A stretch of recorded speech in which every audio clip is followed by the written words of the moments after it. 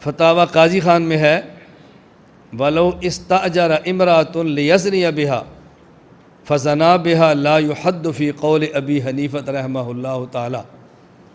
اگر کسی شخص نے عورت کو کرائے پر لیا، پیسے دے کر کہ میں تمہیں اتنے پیسے دوں گا مجھے زنا کرنے دو، اجرت پر لیا اور اس سے زنا کیا، تو کہتے ہیں امام صاحب فرماتے ہیں اس عورت پر اس آدمی پر کوئی حد نہیں ہے۔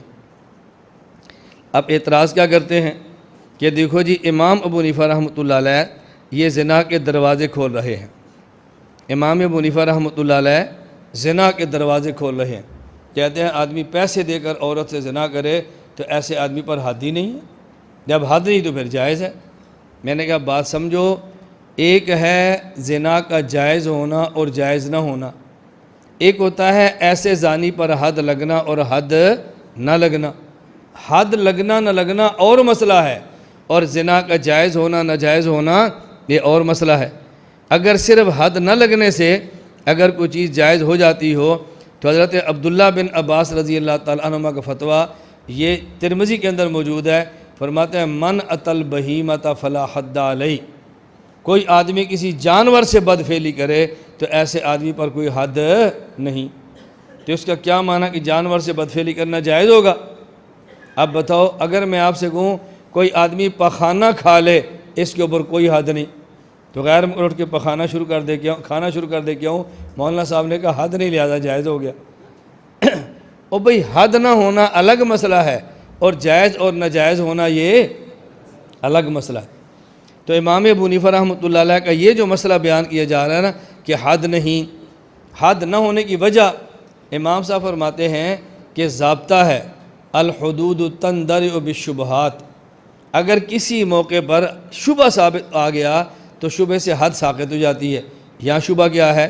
قرآن کریم میں ہے فَمَسْتَمْتَعْتُمْ بِهِ مِنْهُنَّ فَآتُوهُنَّ أُجُورَهُنَّ، جب تم کسی عورت سے نکاح کرو تو عورت کا حق مہر دیا کرو، عورت سے نکاح کرو تو عورت کو حق مہر دیا کرو۔ تو یہ جو اس نے عورت کے ساتھ ہم بستری کی ہے اور بدلے میں پیسے دیے ہیں، نکاح والا بندہ بھی عورت سے نکاح کرتا ہے اور بدلے بزا کے طور پہ پیسے دیتا ہے، تو شبہ یہ تھا کہ جیسے حق مہر ہے ویسے اجرت ہے، یہ حق مہر کی طرح ہے، اس لیے اس پر حد نہیں جاری ہونی چاہیے، شبہ آ گیا۔ اب ذہن میں سوال آئے گا بھائی وہ تو تب ہے جب نکاح ہو اور پھر پیسے دیں حق مہر، اس نے تو نکاح نہیں کیا اور پھر پیسے دیے، یہ حق مہر کے مشابہ کیسے ہو گیا؟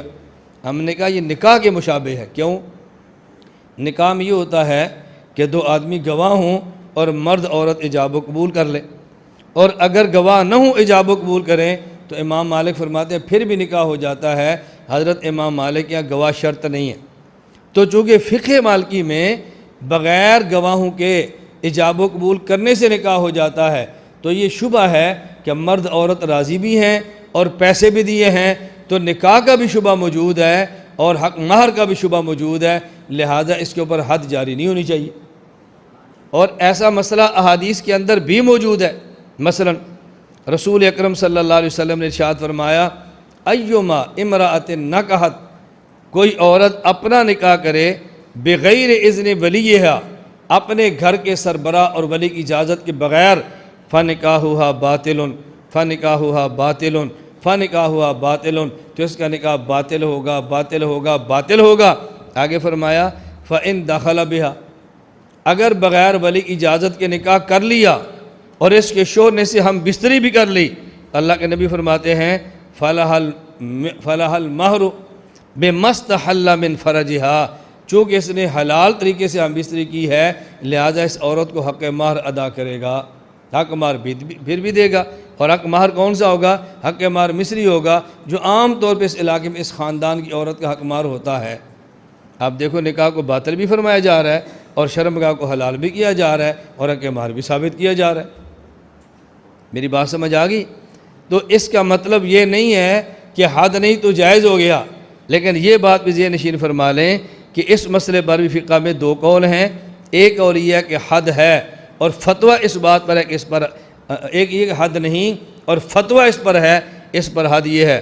الدر المختار باب الوطی الذی یوجب الحد والذی لا یوجبہ، مسئلہ بیان کیا والحق وجوب الحد کالمستأجرۃ للخدمت، جس طرح کسی عورت کو پیسے دے کر گھر میں نکرانی رکھا جائے اور آدمی اس سے زنا کر لے، اس پر حد زنا ہوتی ہے، اسی طرح کوئی آدمی کسی عورت کو پیسے دے کر لائے ہی زنا کے لیے تو اس پر بھی حد ہوتی ہے۔